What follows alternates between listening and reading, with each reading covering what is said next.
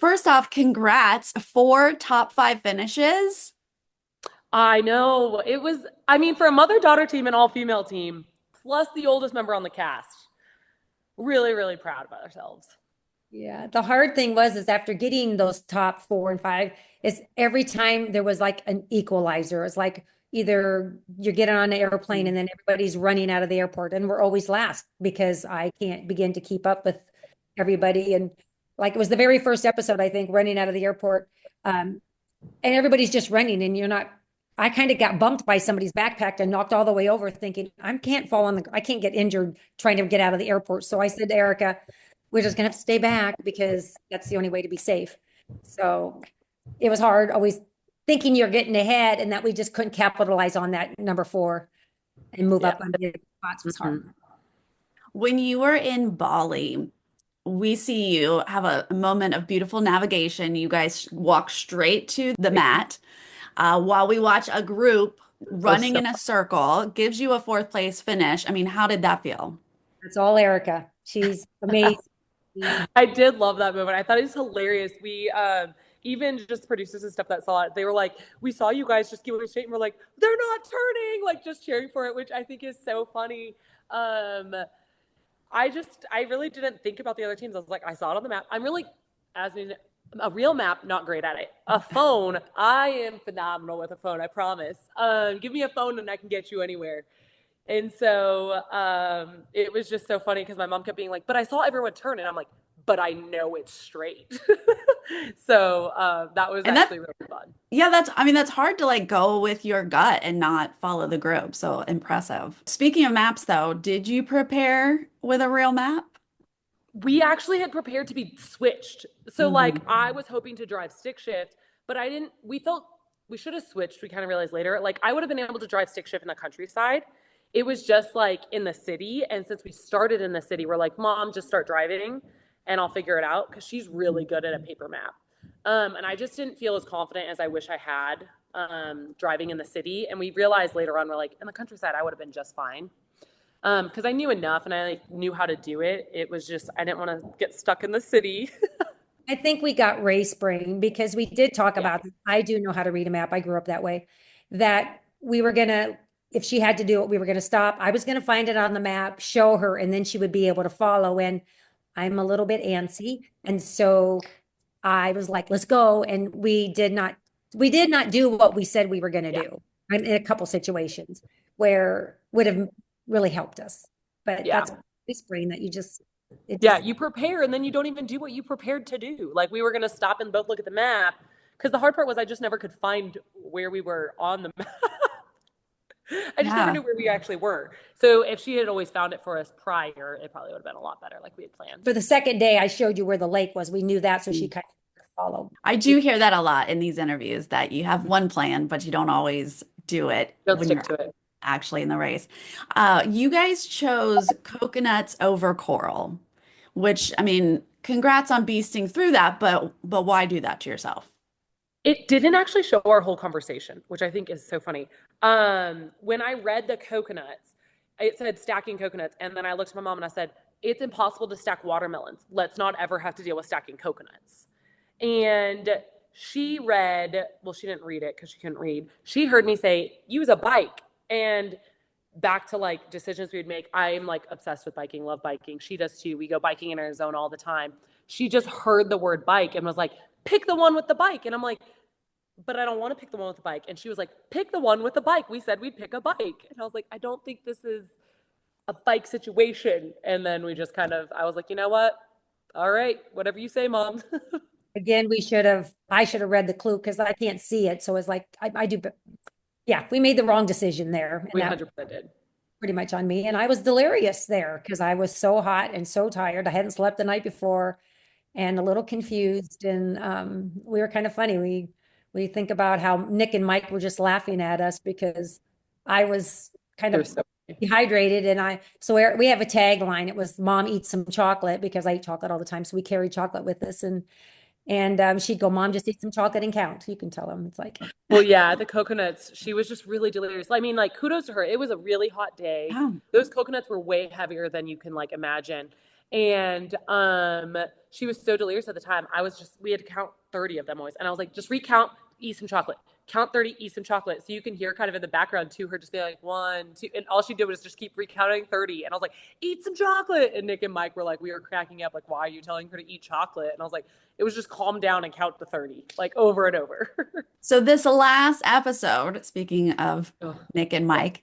Mike, you run up to that U-turn board and you guys are saying we have to do Nick and Mike. Talk me through this. So as we were leaving the haystacks, the only other team we saw was Nick and Mike. Yeah. We had seen that Han and Holden were there, but when you're busy digging in the hay, you're not paying Yeah, I attention. don't really remember seeing them much either. Yeah. So we just knew that they were the only team behind us, and we really felt at that point we were the last team because nobody knew where Carson and Jack were. I mean, they're always the top of the pack. They're the first ones to have left. So you're not assuming that they're behind you. So Yeah. it was like a do or die, and they were like 5 steps behind us. And then Erica's questioning, like, "Did we do it?" And I'm like, "Yes, we have to. It's the only way we stay alive." Yeah. It was so funny. I definitely was questioning it more than her when we got to the board. I think just because we had just ran past them, I knew we were going to have to face our decision. Like, as soon as you do it, you know you're going to see the team you just U-turned.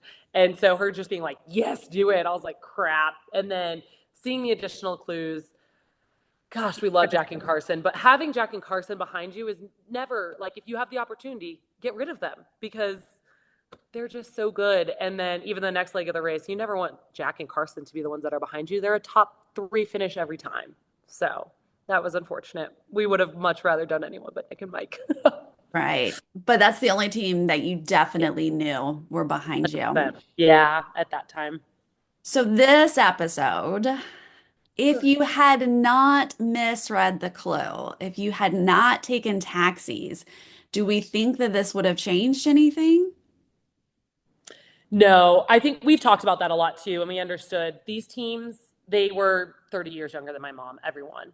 And it was a lot of running. And you could see that they were exhausted. So imagine, I mean, she's had a lot of injuries going into the race and being 65, as much as like the taxis and me getting hate on for all the misread clue, which was a bummer. But like it ultimately was like a blessing. It sounds crazy because that was our leg to go, it looked like. No matter what, that was kind of our leg to go. And it gave us the opportunity to have my mom rest in the taxis, that she could have her moment to shine in the dance. And she totally did. And so like that was honestly like an epic moment and probably like my favorite moment of the race, kind of letting Nick feel that too. I was like, it was just cool to get to see her do that. And she had been so stressed out the whole race about her being the one who did the roadblock to lose it for us. And that's why she kind of wanted to push back on roadblock sometime. And getting to see her actually like completely kill it was awesome. And so I think the taxis, as much as it was not my best move, misreading a clue, it ultimately set us up for my mom to do awesome, which was really cool to see. Yeah, how was that dance, Melinda?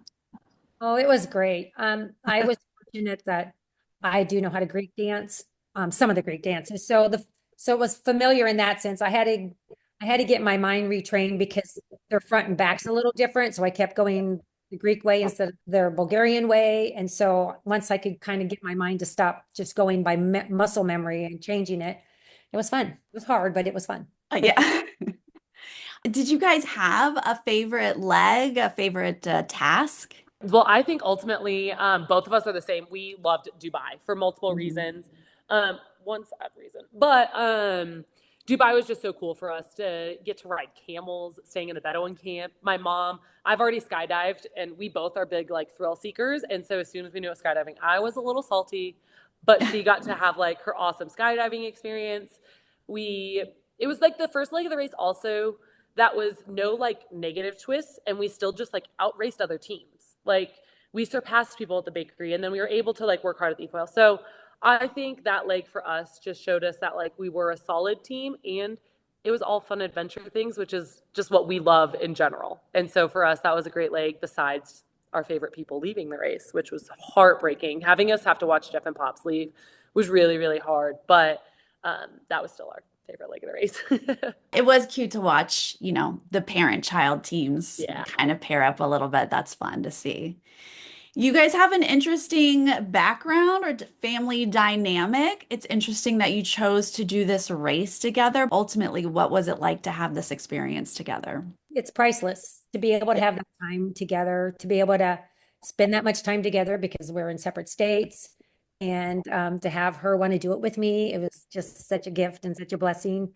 It was really hard for me because I felt like I held her back a lot. I had been injured. I had fallen from the attic, broke my heel not 6 months before, and I didn't walk for 8 weeks. And then 2 months later, I was totaled in a car and injured my spine and my right hip. And then we found out on the race that I couldn't see, that my vision was affected. So she had a Mm. lot to put up with. And she was so gracious and kind and just so encouraging of me in spite of knowing the situation of her partner. And I can't say anything but how grateful and how fortunate I am that she's my daughter and she killed it.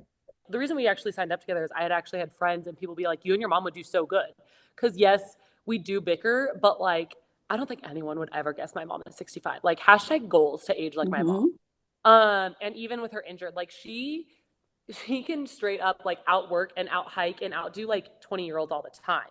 And so for me, she thinks that like, yes, she wasn't at her like peak performance because she had just been injured and stuff. But like if you had put her in it like the year before, she can outwork a lot of those 20 and 30-year-olds. Like she really can. And so I like wanted to highlight that. And I was like, I didn't have any fear about bringing her on the race in that aspect. Like she's sharp as a tack that way, usually like when she's not stressed out. And so I think that we were a really, really strong contending team the whole way through. Whether we were the oldest contestant and the last female team, I think we were kind of always there in the fight. You guys were so fun to watch. I mean, I'm always excited for two ladies to Thank do you. well, but also, yeah, parent child, really, really fun to watch you. Congrats on how well you did. And I Thank really you. appreciate chatting with you today. Yeah, it was great meeting you. Thank you so much.